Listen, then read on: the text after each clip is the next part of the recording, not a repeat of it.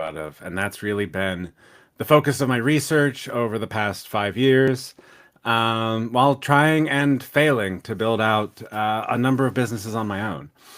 And so I've basically taken all I've learned from all of the failures in kind of every aspect of it and put all of that together into the content that I'm sharing with you as part of this training camp. And we're doing this because we want to get ready for the Bolt World Record Hackathon. It's kicking off end of May until the end of June. So it's like a month long period. And they're shooting for this world record. And so they've got over $1 million in prizes. And I think all of that is great, but honestly, I want people to go in there with, we're going to go in and we're going to build a business in 4 weeks. And if we win something from the hackathon, that's totally cool. If we don't, that's okay. We're actually going to use the hackathon to bring attention, and we're going to use that as part of our go-to-market strategy. And I'll cover more of that as we get closer to the hackathon. So, go-to-market strategy, I'm planning on covering kind of week 4, as we're leading up directly into that hackathon. But basically, hackathons are great because they kind of cluster attention and they cluster builder energy. And I talked about builder energy on Monday. Sorry, this was supposed to be yesterday. Had a kitten issue, had to get it looked at, and unfortunately threw a little bit of uncertainty into my schedule yesterday. So this is pushed back to today. And it's fine because it's not actually that important exactly when it is. It only matters that it is. And that's something that is a big part of building a business. It's really hard to control timelines. And I say this as someone who has tried desperately to control timelines. You can't. And in fact, the harder you try, the more they seem to resist it, which gets interesting. But what I've realized is you can continue to move forward. You can't control timelines, but you can control your timeline. And so that's what we're really focusing on today. We are going to look at a couple of different topics. So, in the first part of it, we talked about what a business is at its core. And just as a super fast recap, let's go ahead and pull up what we had worked on. All right, and we can just go to this window, and boom, there we have that. So we have this hackathon training camp canvas. Perfect, which is popping up. This is inside of Sublime, sublime.app. Highly recommend it. I'm going to be showcasing some different things with Sublime throughout the next few weeks as I go through this. And yeah, just highly recommend it for being able to kind of connect ideas, bring in inspiration, and really get a way to just build inspiration. And I think this is going to be really important even going forward. And I'm going to showcase a couple tricks that I'm planning on using when the time is right. And so, okay, so just to kind of recap, so we talked about a business. So, what is a business? In a nutshell, a business is a system that creates value in a repeatable and predictable way. So, 3 parts to that. A business has to, it's a system that has to create value and it has to do it repeatably and predictably. Okay, and so we can also think of like a system as this idea that anything within the system is something that you have control over. And so your business is what you have control over. Anything outside the system is outside of your business is something you can influence. And so this is going to be a really important part of it because you don't have control outside of your business, but you can actually get really creative with the way you use influence. And we can get into some kind of like indirect ways to basically slightly tip the scales in your favor. And then this is what you want to do when you're building out a business. The odds of success are very, very low, but they're very, very low because there's not a lot of support for people who don't have the network that they need to support them. And so, what we're doing with Build in Public University is we're going to go ahead and bootstrap that network of support and really maximize your chance for um, success by minimizing the possible points of failure. And we're going to do that by making sure that we connect with the people that we need to connect with. Um, okay. And so from there, we kind of went into a little bit of personal discovery because you are the core of your business.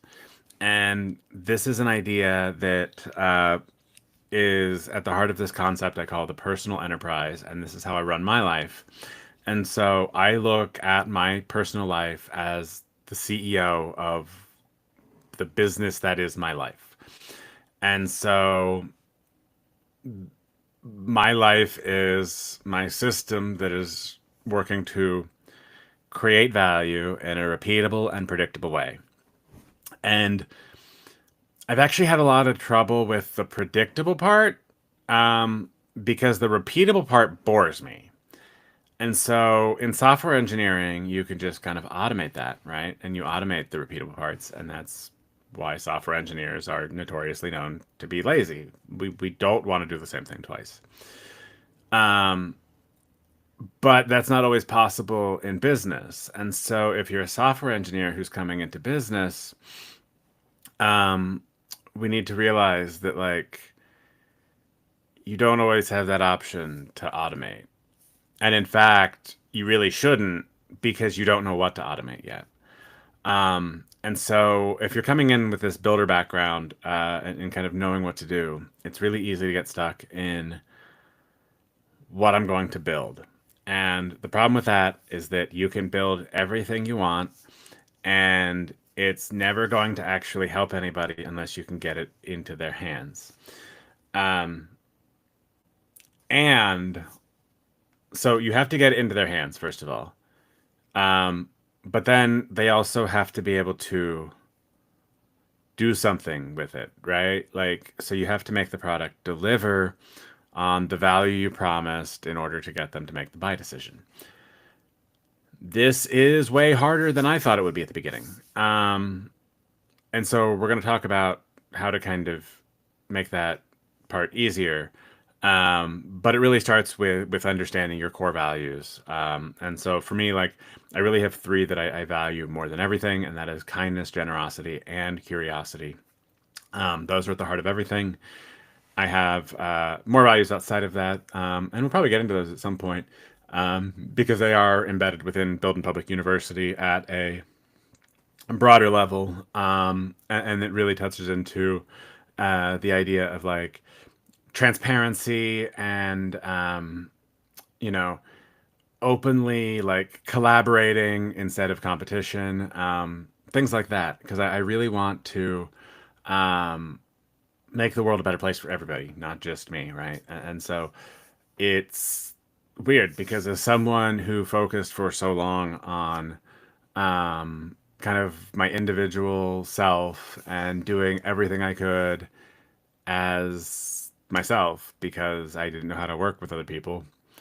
Um, the grand irony is that now I'm like, I can do all sorts of cool stuff, but all I want to do is work with other people. And so it's been a process to find the types of people that I want to work with and figure out who I work with well and figure out how the hell I can tell people how to work with me. Right.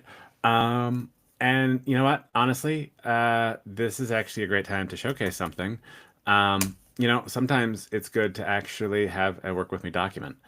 Um, and so this is the one I set up, and this was actually based on. So I'm working on a partnership with a venture studio called Consorvia, and uh, Christina, who I've been working with as the founder of Consorvia.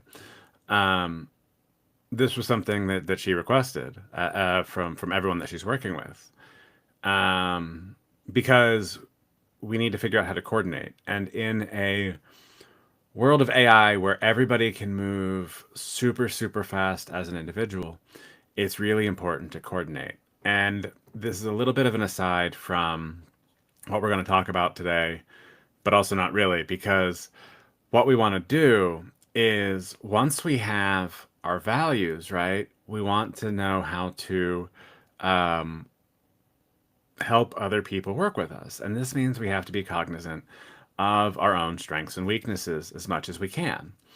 Um, and this is where my opinion differs from a lot of people.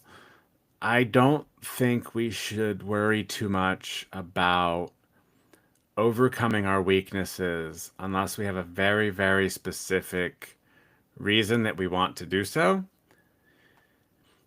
Um, and I think a lot of the systems that we live inside of, and employment systems especially, they they just don't do a good job of um, helping us maximize the way that we actually create value for ourselves. And then what they want to do is they want to commoditize everything to where everybody does what's best for the business at the expense of personal individuals. And so, as you're trying to adapt your workflows, you have to kind of go with whatever the team wants because it's all about having to work with the team. And as AI gets better and better, it's way easier to work with AI systems than it is teams. And so we're going to see this um, individualization of value creation in a way that we haven't before. And this gets really, really interesting because as we figure out what we want to be able to create, we're really limited by what we can do alone. And we really want to create something with a group of people that we enjoy creating with. And I think the problem is that a lot of times business structures and hierarchies and competing visions get in the way of that. Um, and I've seen that because I've gone through a couple of partnerships where I tried to kind of merge my vision of the future with somebody else's. And in the end, we didn't quite get there because I don't have the same vision of the future that most people do. And so anybody trying to coordinate on me, like, they can only get as much information out of me as they like ask for. Um, and it's hard for me to kind of convey this vision of the world because for so long I was in environments that didn't fucking care.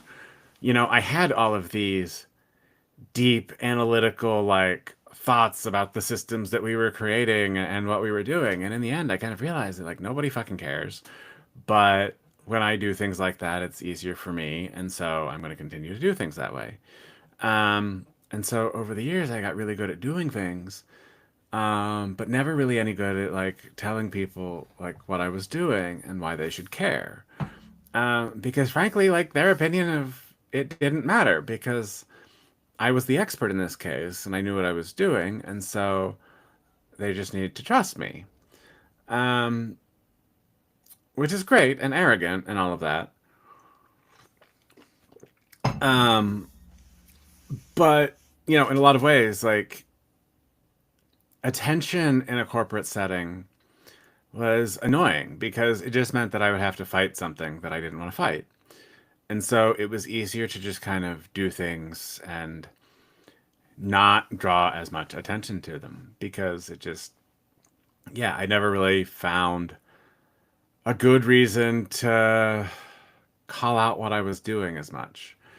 Um, and now looking at it, of course, I realized that there are two parts to the value equation. It's not just what you can do, it's who knows what you can do. Because if you can do all sorts of things, but nobody knows that, then that's not particularly valuable because nobody can pay you to do those things because they don't know who you are or what you can do. Um, then that gets really weird when you're doing things that nobody even knows is possible yet. So you're pretty much just trying to do some magic here. Um, But one of the things that I really, pulled out here is kind of my working style, because like I am very nonlinear. I am extremely chaotic.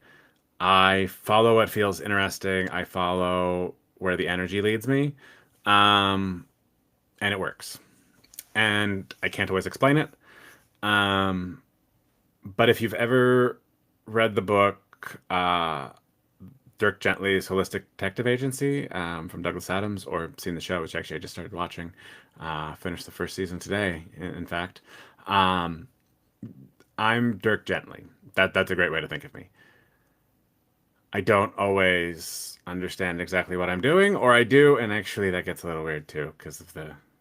Yeah, I'm not going to spoil that necessarily, but um, yeah, check out Dirk Gently if you want to get an idea of very much how I view myself.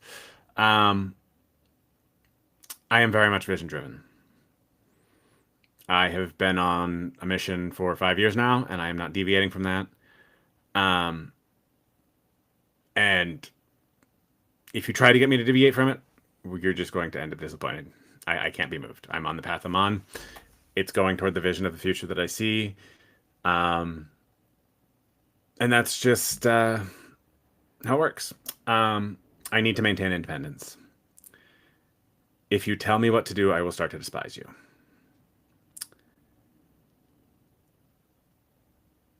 You have to request things and let my brain work for them. It's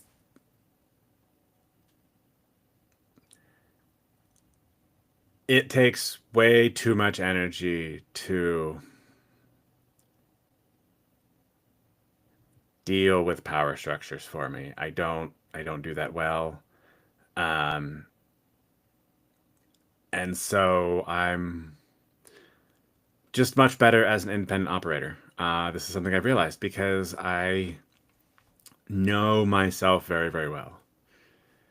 I do a lot of self work. This is something I've spent 5 years doing.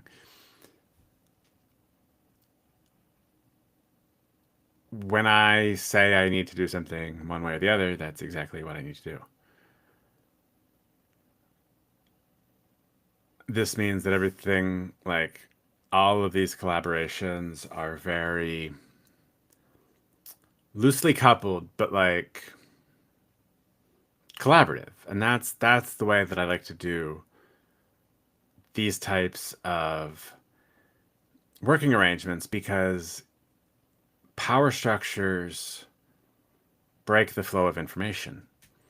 Um, and so as you start integrating all of these different power structures into a business, as you would start to let's say scale it up and make it something large, you're going to um, basically make it like more and more brittle. And so you don't want to do that because that really impedes the flow of information. And in a rapidly changing world, you want to make sure that you have the best possible information at all possible times. And that means you have to communicate outside of um, like power structures that aren't well defined. And so I'm going to say that well too, like, because there is a place for power structures. Um, and specifically, this is when responsibility is required. So if you're in charge of something, you should be very much responsible for that thing. We don't have a system that makes people actually like responsible for their outcomes.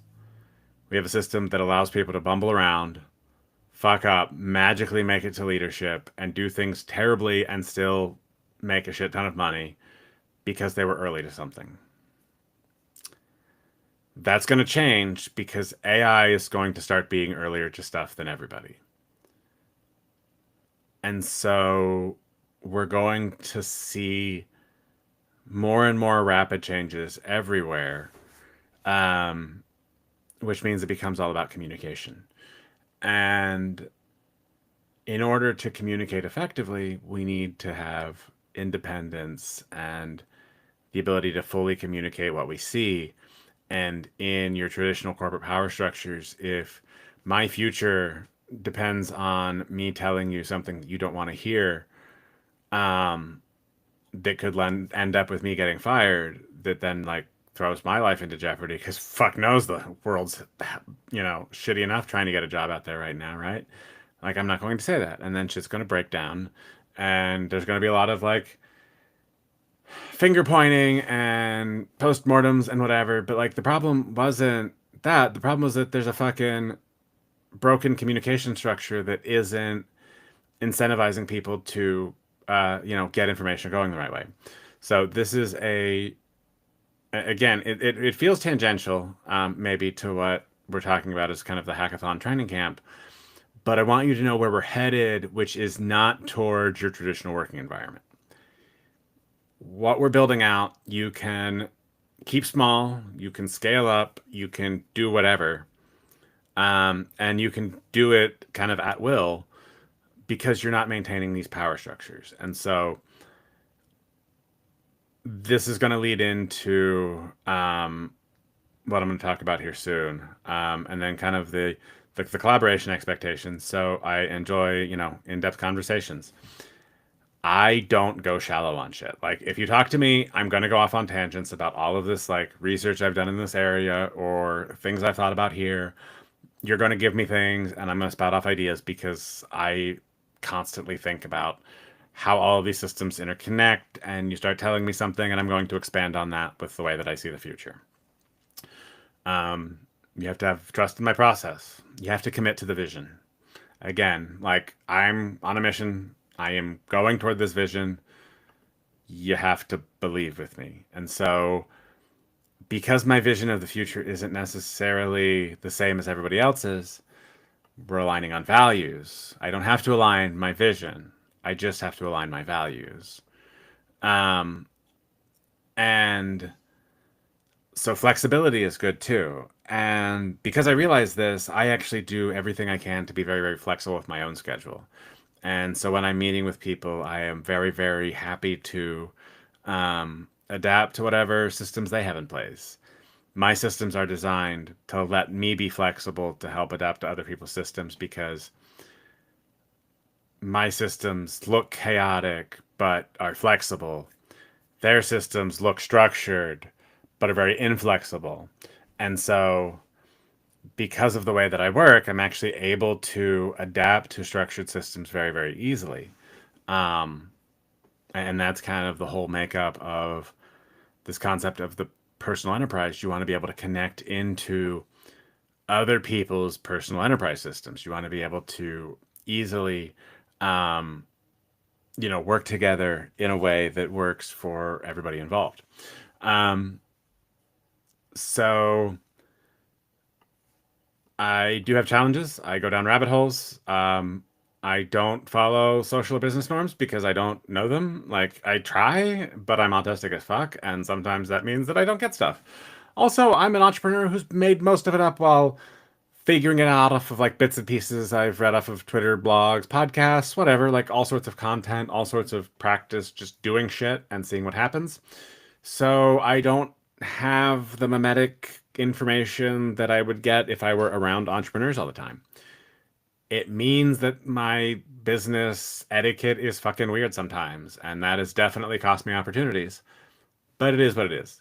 Um, if I don't feel like you're on board with my vision, I'm like, yeah, I'm not that motivated to like do stuff with you, because I don't feel like you're working with me. And so, I'm honest about that. And I'm not saying I don't need people to like constantly being like cheerleaders for me. But if I'm working with somebody, I want to see that they're excited about my stuff like I'm excited about theirs, right? Like, we're working towards collective visions. If I don't feel that excitement, I'm gonna drop off. And so, kind of background and expertise. Let's create together. But that's neither here nor there. But this is kind of an idea for how you can create a work with me document. I actually have a whole project and plot, a whole project and prod. That's good. Or a project in Claude that will help. I've kind of been collecting all sorts of information about myself. And so like I was able to kind of generate this pretty easily. And this gets into these ideas that I have of like collecting all sorts of information at the core, building like a personal data lake. Um, which is something that you see in enterprises. So when we're getting into the concept of the personal enterprise, you're going to have a personal data lake, which is kind of like the content you've created, things that like you're working on, and basically just this area to bring in all sorts of raw information that then you can start building kind of a structured information architecture on top of. And so we will get into more of that later. But okay, let's see. Let's actually go back to Sublime. Okay, so that's the recap, and that only took half an hour and change. So I guess it was a little more than a recap. It did go off into the work with me piece, but um, okay. So what's the next part? So we've got our core values established, and hopefully at this point you at least given some thought to your core values. And then this is all an iterative process. And so like what I recommend is as you're going through the materials and you are trying to kind of figure some of these parts out for yourself, um, don't think too hard about stuff at first. Throw the first things out there that you think of, um, and just see how they fit. Because we're building out this system, we're able to get it started with a very minimal part of the puzzle. Okay, so let's actually start building out our business then, right? Okay, so here is our business. And so remember, like inside of the business, stuff we control. Outside of the business, stuff we can influence. Very important. Okay, so let's see. Where do we want to start with this? Okay, so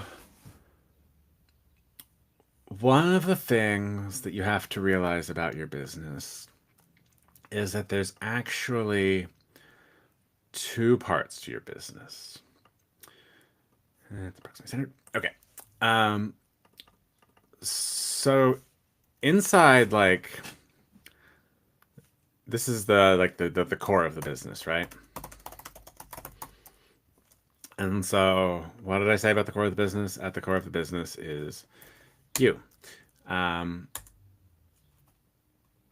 that's weird indentation, but okay. Anyway, that'll work. Um, all right. So you're at the core of your business, and what you want to pull towards you is all of the stuff that is slowly changing. And so, inside of a system, I look at it like you've got slowly changing parts and quickly changing parts. And the slowly changing parts are what are tightly bound to your values, right? These are why your core values are so important. And I look at core values like the strong nuclear force. If you're familiar with that from physics, it's the nucleus of your business atom.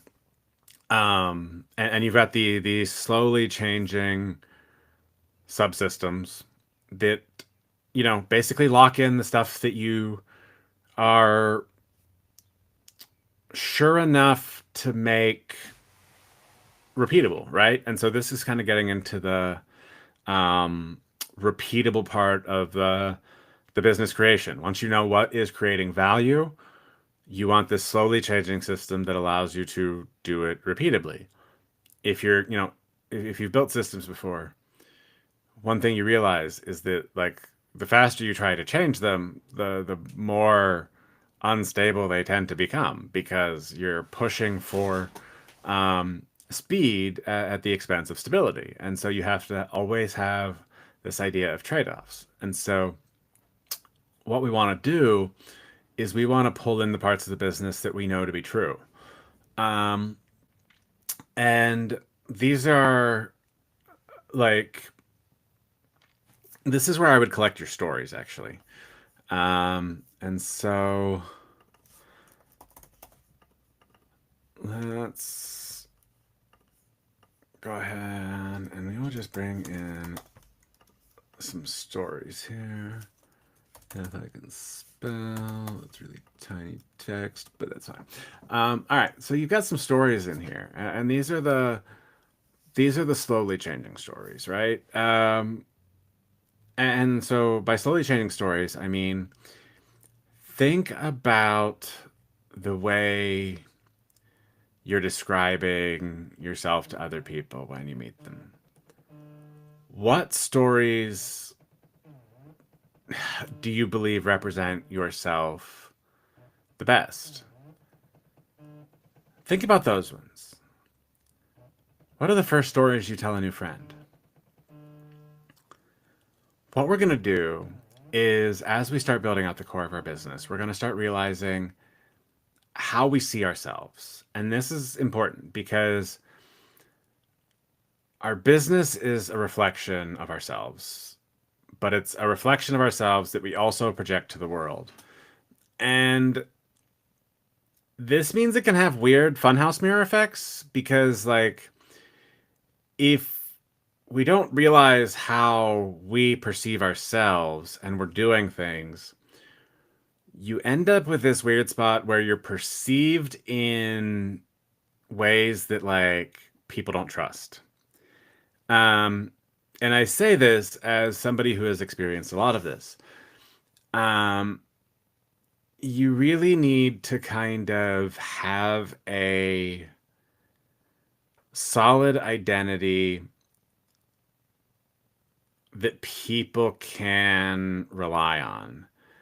And this is something I haven't had because I didn't know who I was. And this is something I've spent the last 5 years finding out.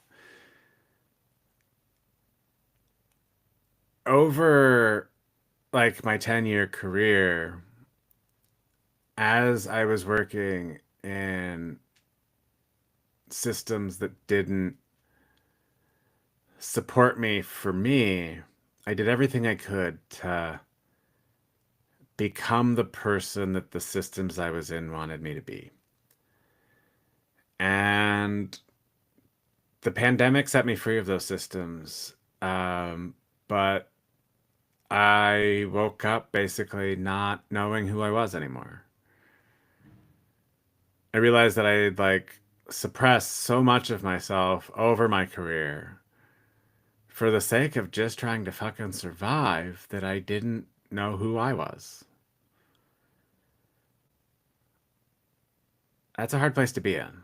And so I've been undergoing a lot of changes very rapidly because I felt that I've had a ton of personal growth that I missed out on because I wasn't in a place that would let me grow that way. Um, and as a result, I've ended up looking pretty schizophrenic to a lot of people who have observed me at various times because the things I'm doing seem to change a lot. But they don't. Everything at the core of my business has stayed very, very static. There are ideas that remain stable throughout everything. And in fact, what I've actually found is that in the beginning, I had all sorts of ideas about how this should work, and I was going to do things a certain way. And basically, I told people that, and they're like, "Well, that's fucking stupid. That's not how shit works." And and I was like, "But it should work that way." And they're like, "But it's not." And I'm like, "All right, fine. Like, fuck it. We'll do it this other way." And I kept doing that over and over and over again, to try to turn what I was researching into a business along the way. Um, and what I realized is that everybody was fucking wrong. I was actually right in the beginning and had people just fucking listen to me from the get-go, given me the money I asked for, and given me the support I needed to implement the vision that I had at that point in time. we wouldn't be in the place we are today as a society. But I also wouldn't have learned as much about myself and about how the systems work, and I wouldn't have found the friends that I needed. When I realized this in 2020, I reached out to people around me and they didn't recognize me because I tried to take my mask off for the first time in a decade. And people called me insane, basically. I literally had an intervention stage. Like, my family thought I was crazy. But it was a couple different things. There was an ego death involved. I had to realize that I wasn't separate from everyone. I was in fact connected to everyone. Um, and there was an insight once I realized that I had to be connected to everyone, or that I was connected to everyone.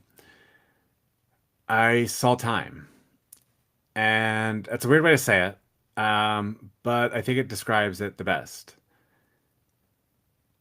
As someone who's had pretty extreme ADHD that went untreated until 2020, actually went untreated until like 2021, 2022, but I have always struggled with time. Um, it gets away from me. Things never take the amount of time I think they will. And that's all still true, but I see time now. Before I had time blindness, now I actually see time. Again, timelines are hard to control. You can't really control them.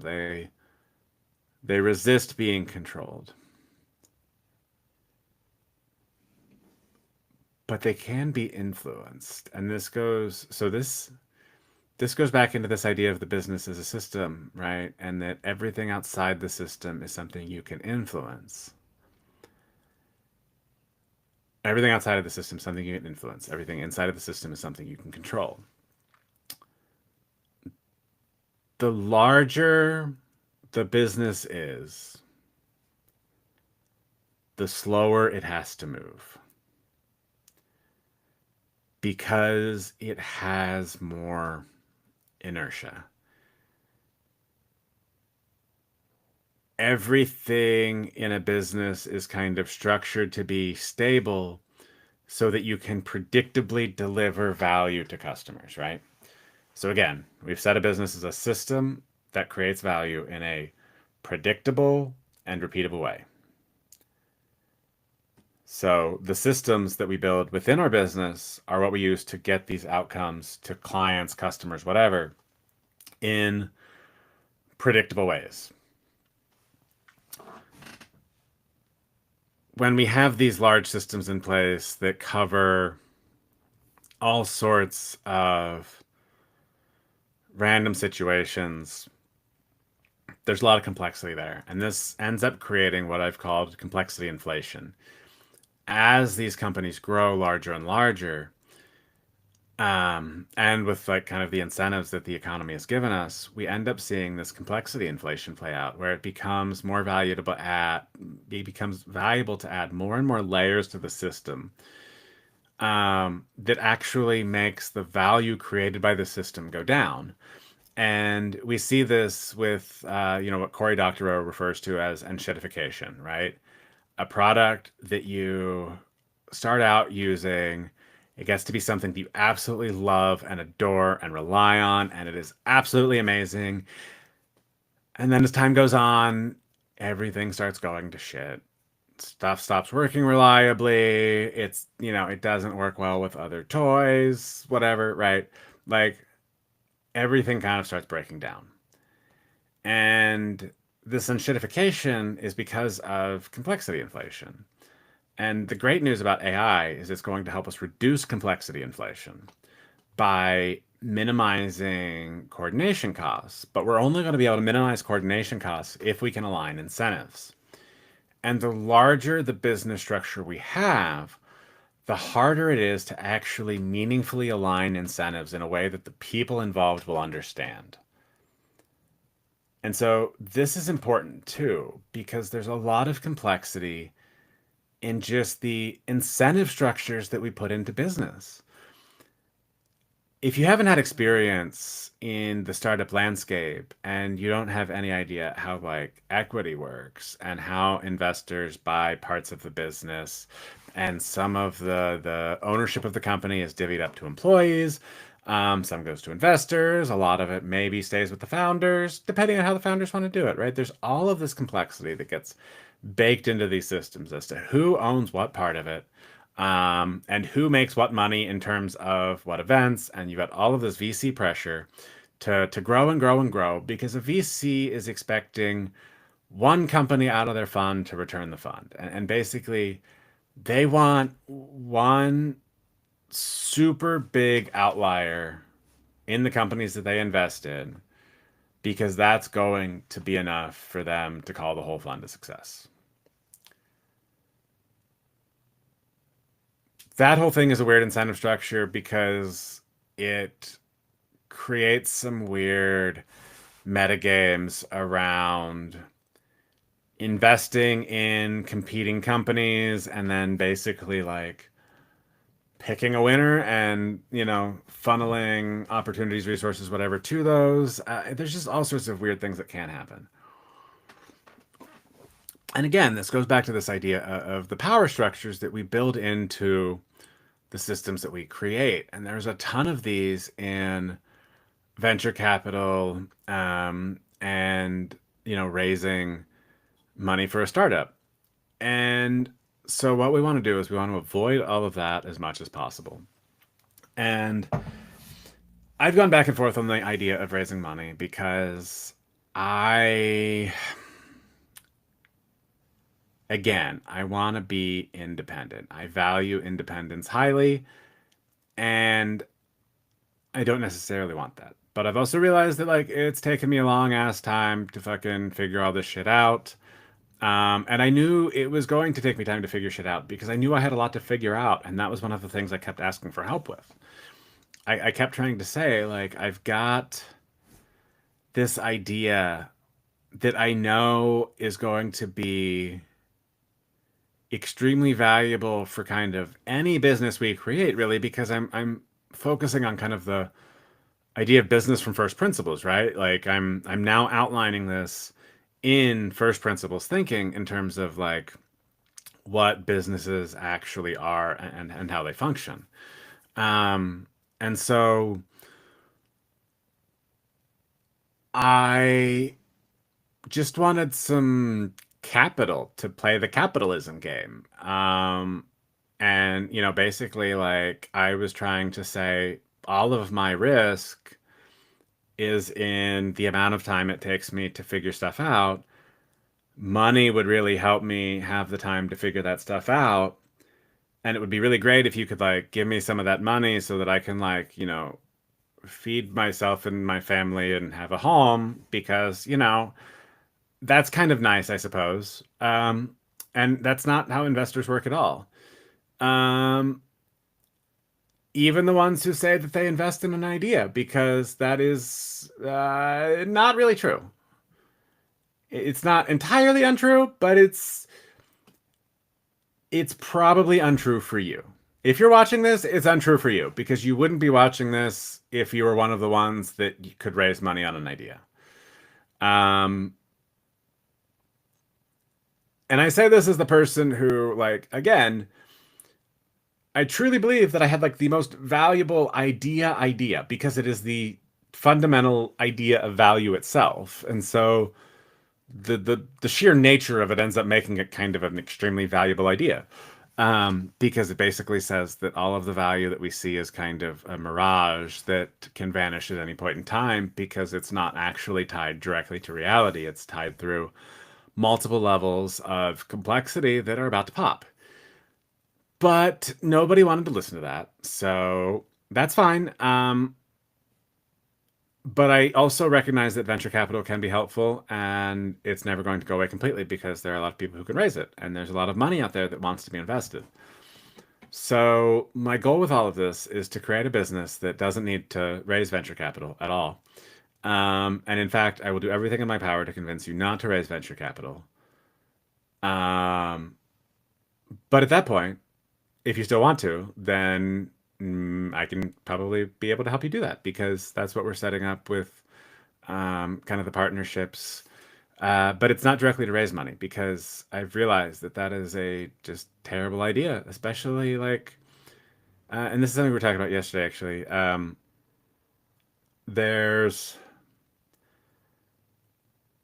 raising money is the one problem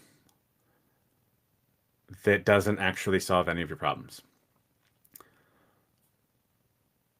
Money is only going to be good if you know kind of what you're going to deploy it on. And so instead of relying on venture capital to maybe create this risk-free layer at the bottom, I'm instead focusing on how we can create the system that minimizes the amount of time it takes to go from idea to market, and therefore minimizes the cost needed to go from an idea to market, because then that allows us to actually take what would have been part of like a venture capital fund and deploy it as like a grant system that gives a bunch of people an opportunity to kind of get started and compete. And then it'll get people to a certain point where they're either self-sustaining or they're in a position where they now understand that they can kind of go down this venture capital route because of something that they're doing that is um, capital intensive, and all of that. And the way that we're minimizing the way we go from an idea to market is we actually go to market with an idea instead of a product. And um, so this is something that uh, I've been really playing around with the idea of, because basically my thesis is that for every product there exists a like smaller information only product. And even if that product is an information product, there exists like a smaller version of that product, basically to infinity. Although, it a point it becomes free because nobody wants to charge a penny for things, right? And this is something that like all sorts of micropayment infrastructures have ended up failing with, because the cost of processing the transaction ends up being more than the transaction itself. And so those types of microtransactions aren't worth being tracked, um, which ends up being a real problem for companies because they lose out on information that these microtransactions could, um, help make. Uh, and so I think there's a way to create microtransactions at a very, very localized scale, um, and then using those to basically uh, inform larger patterns of transactions. And this gets into a little more of the economics research that I've been working on. But um, what we want to do here, though, is like forget about all of that because now I've just overcomplicated things, and we're going to forget about that, but we're going to go back to the stories, right? Um, we want these stories to be consistent. Um, and so I want you to think of the stories that you tell yourself, but then we're going to get into the next part. So we're going to kind of step outside of this and we're going to say, like, okay, this is going to be your crew. Um, and again, I don't like this being a power structure sort of thing. And so all of my recommendations are going to be on kind of revenue share models and kind of collaborations on various products that can easily be split up. And so there's actually a platform that I have been exploring that does this well. And so this is kind of, as we're going through Hackathon Training Camp, I'm doing all of this with my own products, and actually my friends' products, because I want to see how not only I see myself, um, but I also want to see how my friends see me. Um, and this is an incredibly powerful thing because, as I said, like our business is like a mirror, but like also amplifies this reflection of us into the world. And so, by approaching our friends with our ideas and seeing how they see us, that's going to help us understand like what stories we can use to help us explain ourselves to the people around us. And it's a lot easier to explain something as like, it's a group of buddies working on an idea. It's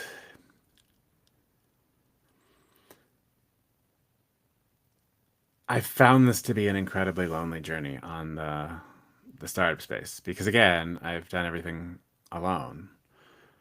Um, and I was constantly trying to do things on my own at first that I could then eventually loop my friends into. Um, and I realized I was doing that wrong. What I should have been doing is working harder to help the friends closest to me really be successful. Um, and in fact, a lot of times it's a lot easier for you to help a friend be successful than it is yourself. Um, One of the weird things I found out as I went on this journey is that I had an incredibly hard time fucking charging for shit. I was constantly afraid of not delivering the value that I said I would. And it goes into kind of my like inability to be consistent or predictable.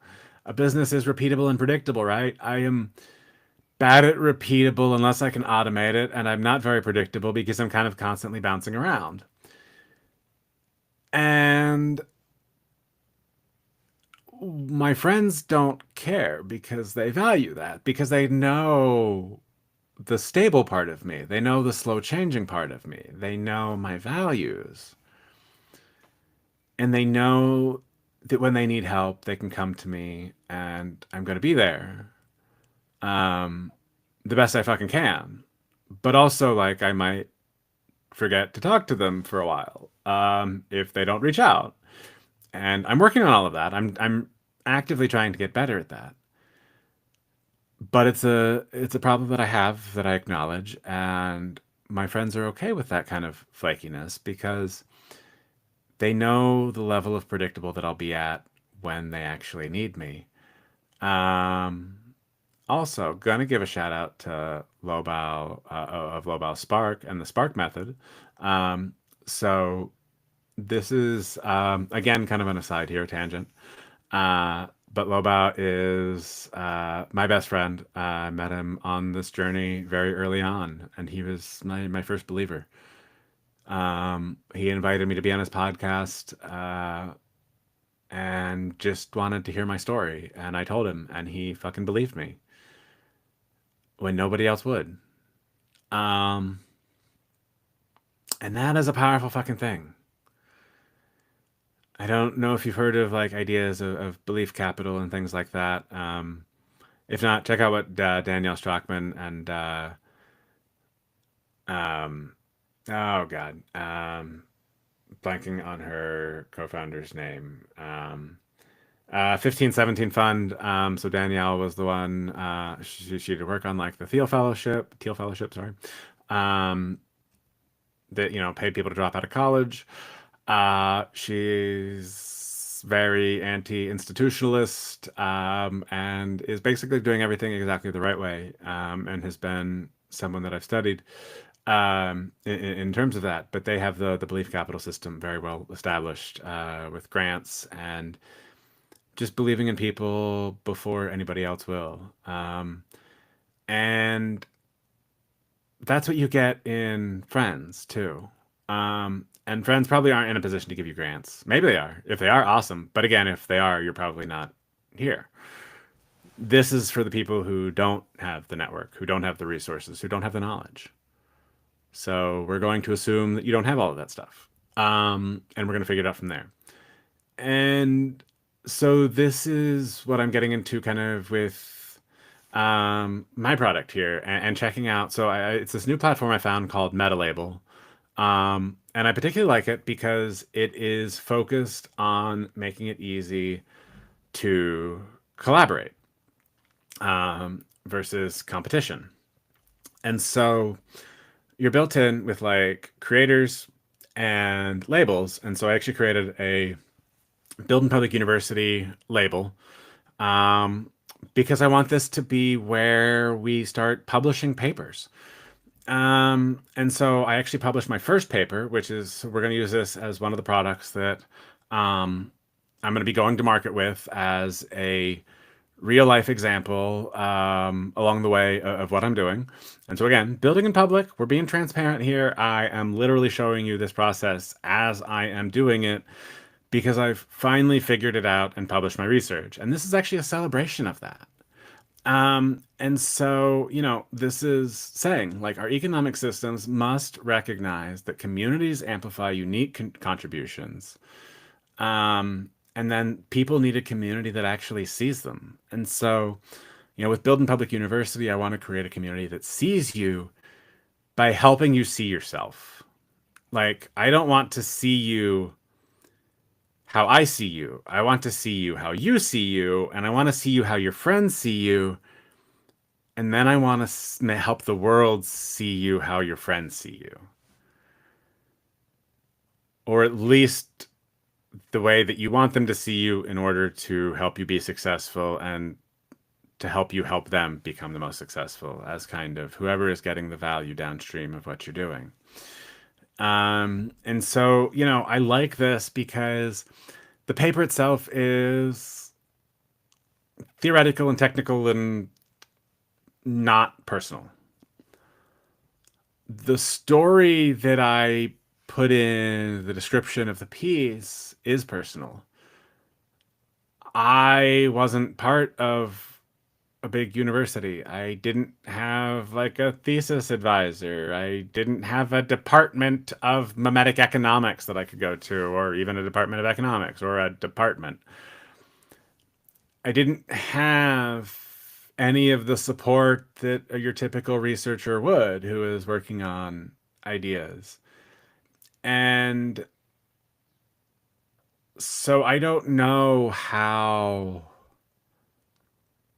those publication processes work, but I don't need to because instead of worrying about that, I'm actually building it up from first principles of, okay, what is actually valuable in research? And the answer is, we don't know.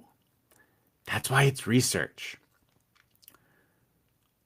Even the word research, to search again, what we want to do, we want people constantly validating our research.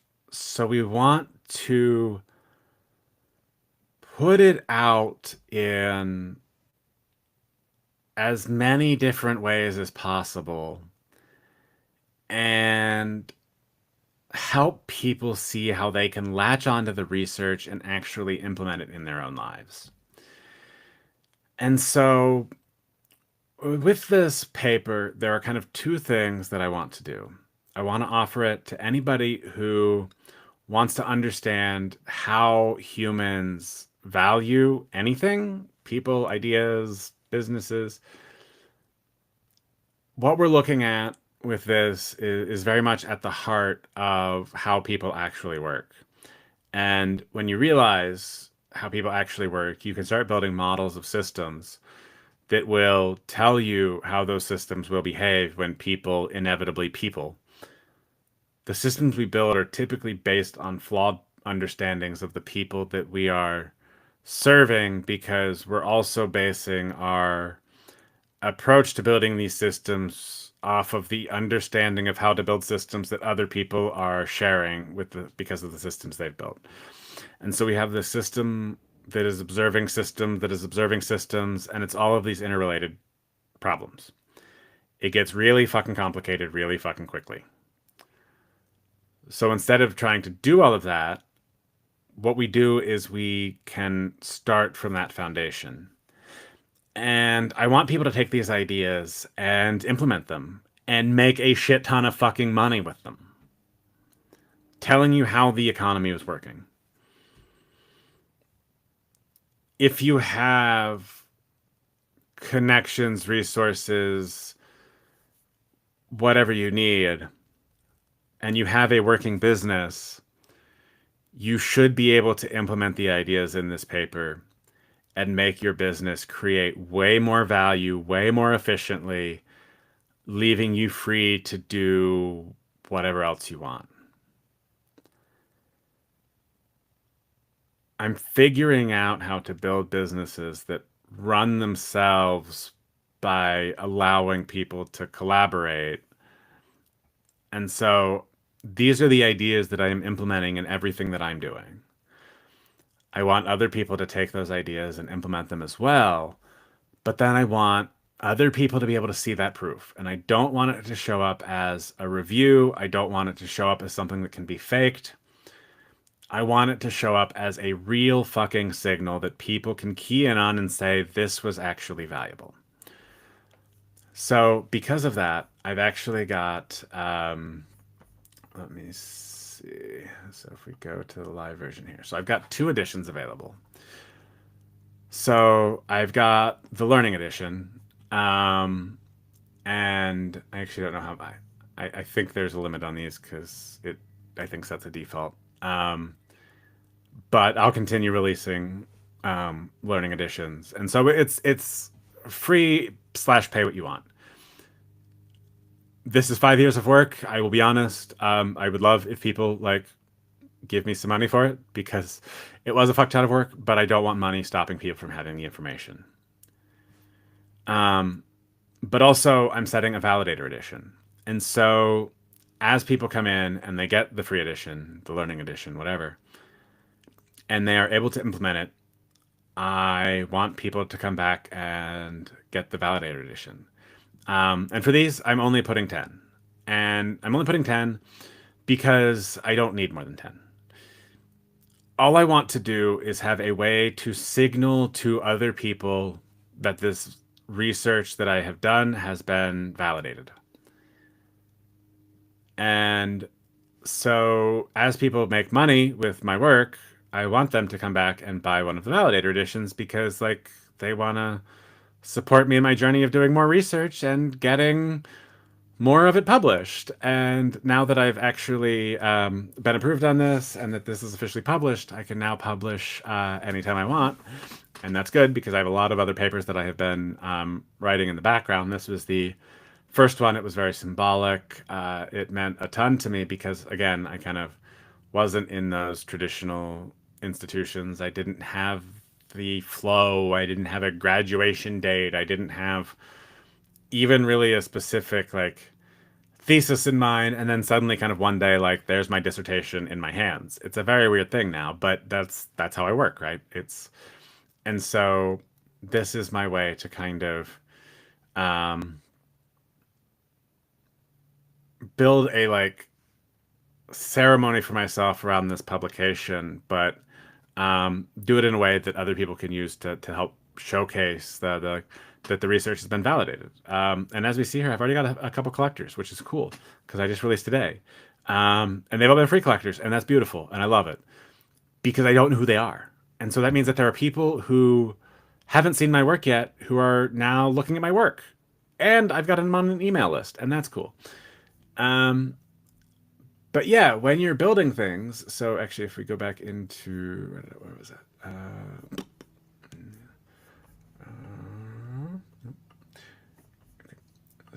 So where is it? Releases. Yeah, I think I changed something. So you can set contributors and like give them credits and like split your earnings with the contributors. And I actually need to probably recognize some contributors to this release. But like, I don't know.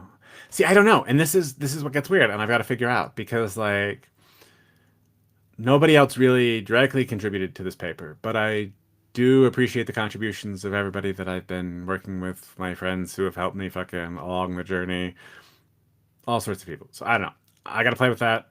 Again, we're just making it up as we go along for a lot of this. For the stuff that doesn't matter, that's the fast changing part of the system. So I was talking about our business system earlier. We've got our slow changing part, like our values, kind of, what we're believing in, like all of that.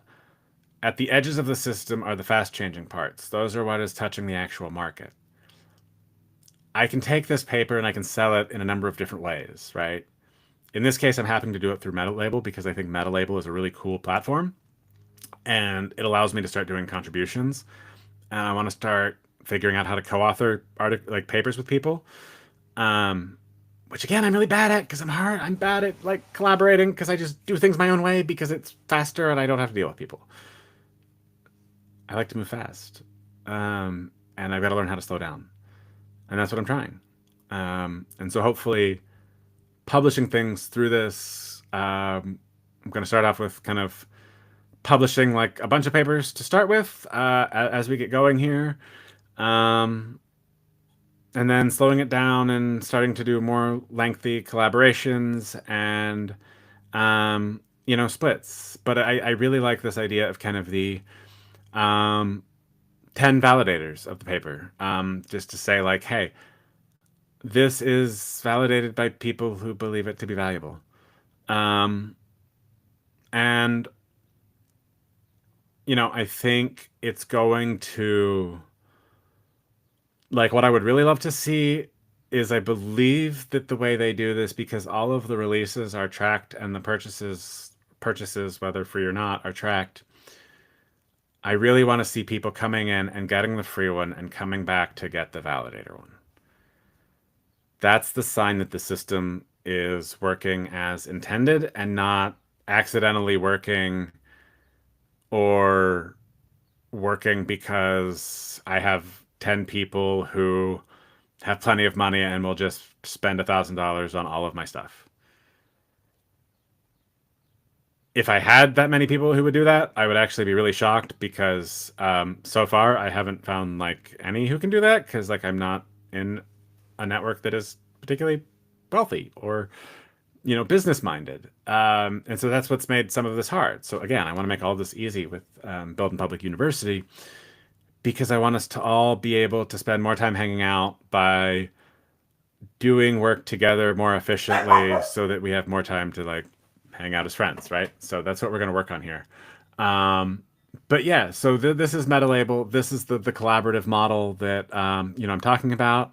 And so MetaLabel is a great way to kind of start off with this um, collaboration on something. So start thinking about that if you're not already. Okay. So from there, where should we jump back to? Okay. So building your crew. Um, cool. So we're gonna build our crew and we're gonna do things collaboratively. And this is where you're gonna start talking to your friends that you would like to work with. I recommend talking to friends who hate their job or have a shitty boss or are being horribly undervalued for the work that they are able to do or have a hobby that that they're incredibly talented at and like a skill that like isn't what they're primarily employed for, so they don't value it nearly as highly even though they're really really skilled. um, those are the kind of things that you would oh good, now we're getting spam messages. Cool, that reminds me, I still need to figure out a way to block those. Anyway, okay. So gonna go around to all your friends who are in a position where they are incentivized to be free.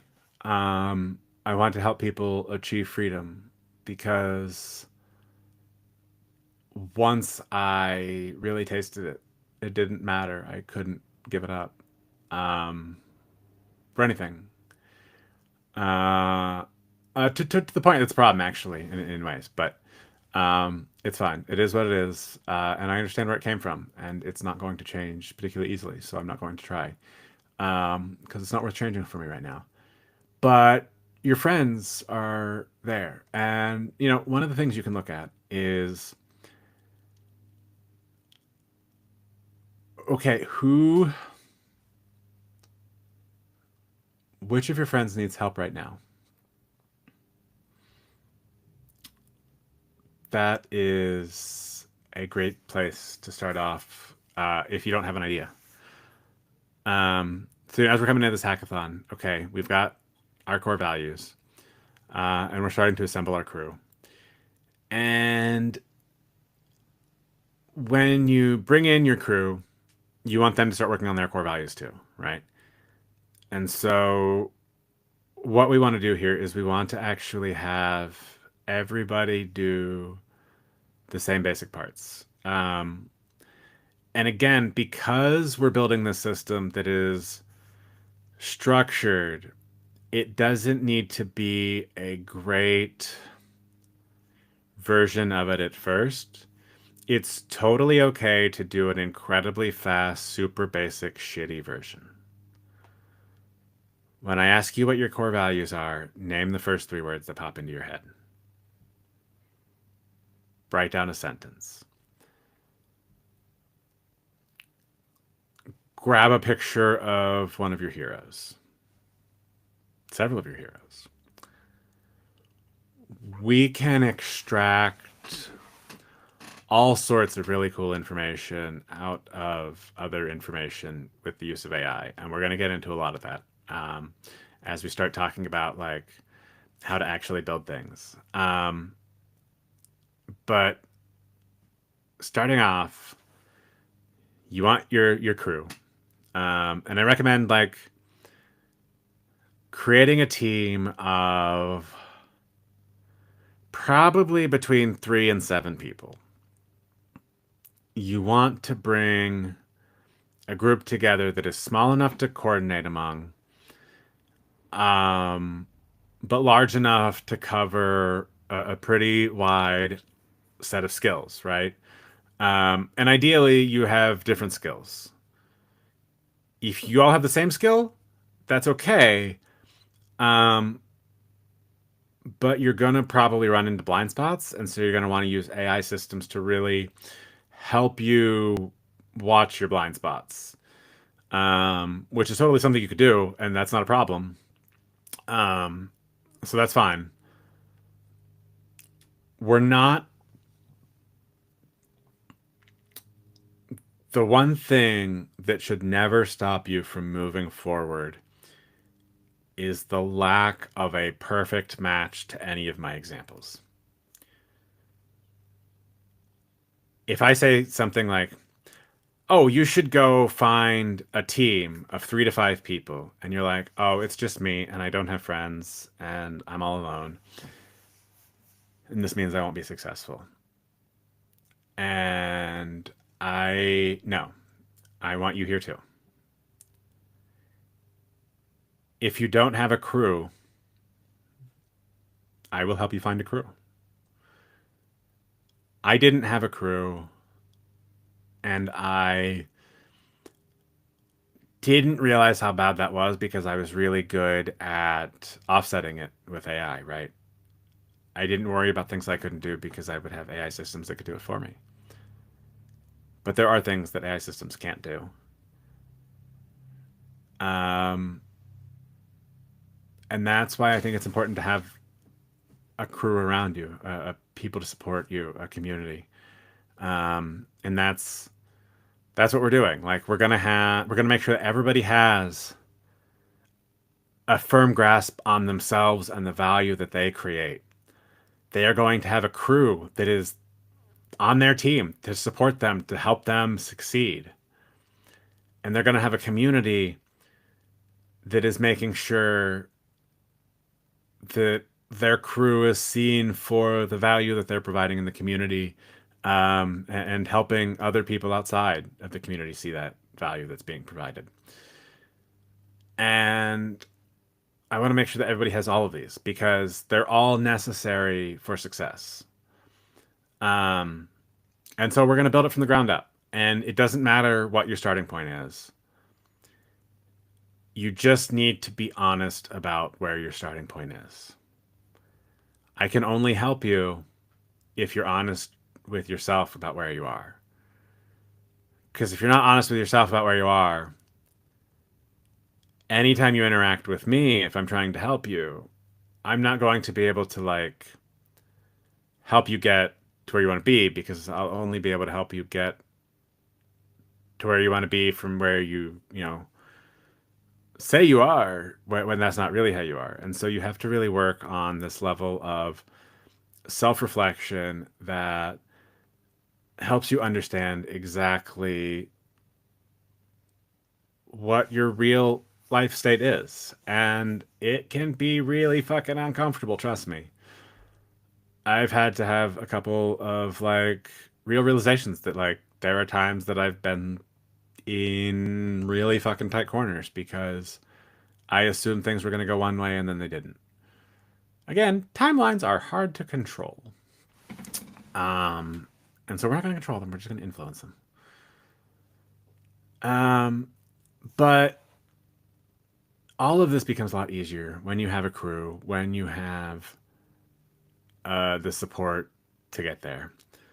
Um, and this is what we're going to really focus on trying to find. And you know, hackathons a lot of times you can go to a hackathon and find a team there.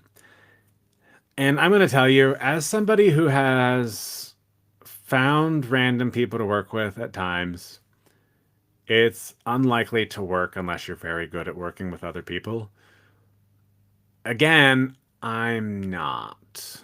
Um, because I'm not. I I just think on a different level than most people.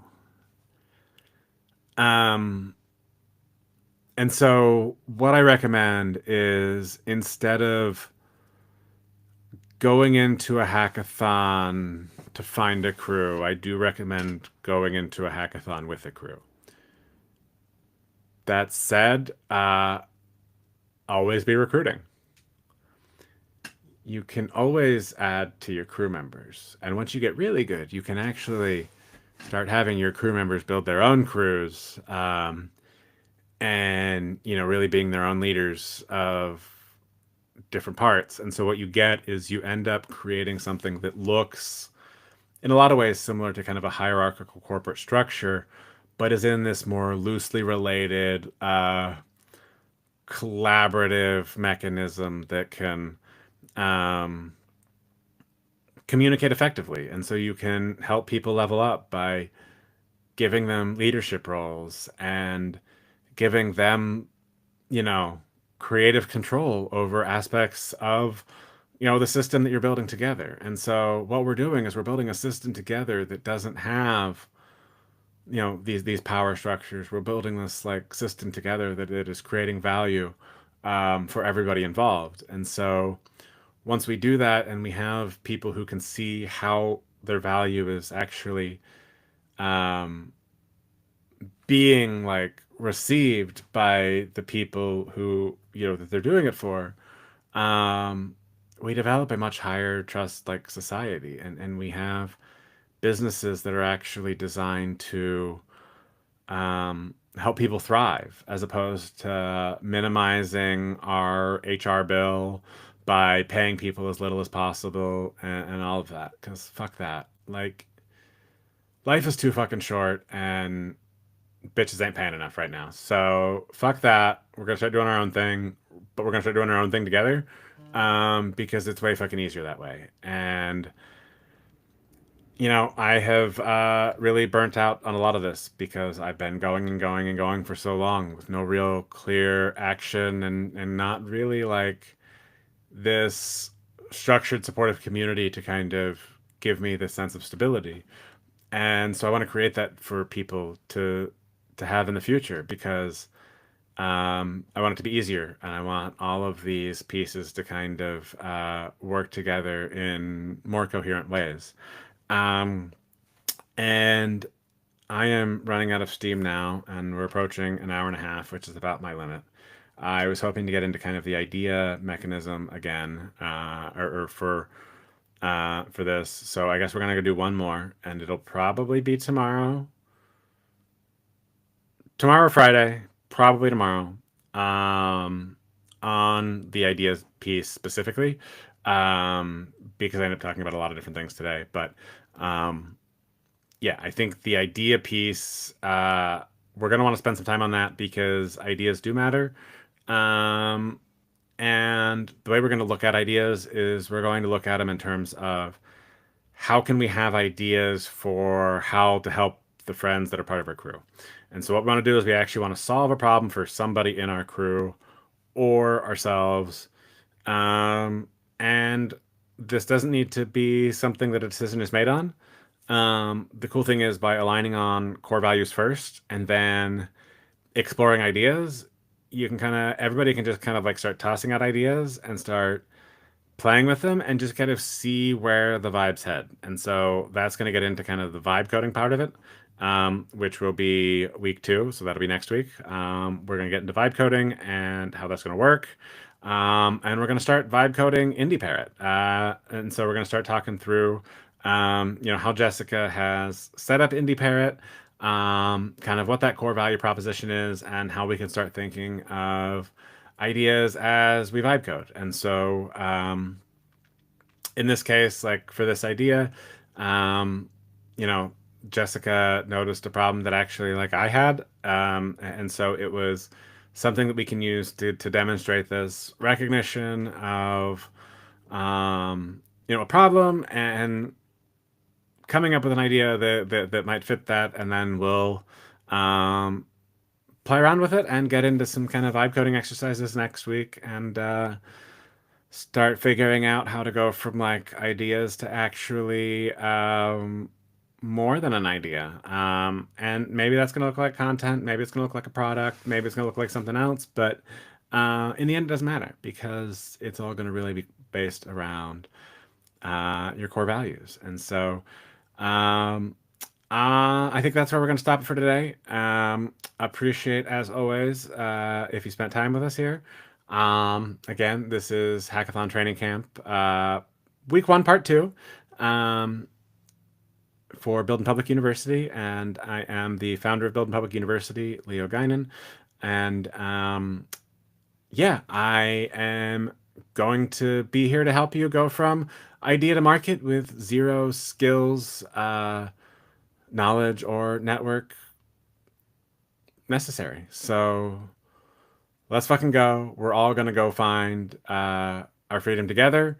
Um, and we're gonna have some fun doing it, and we're gonna do it with some friends. So on that note, start thinking about your crew. I said on Monday, you should end the day by calling a friend.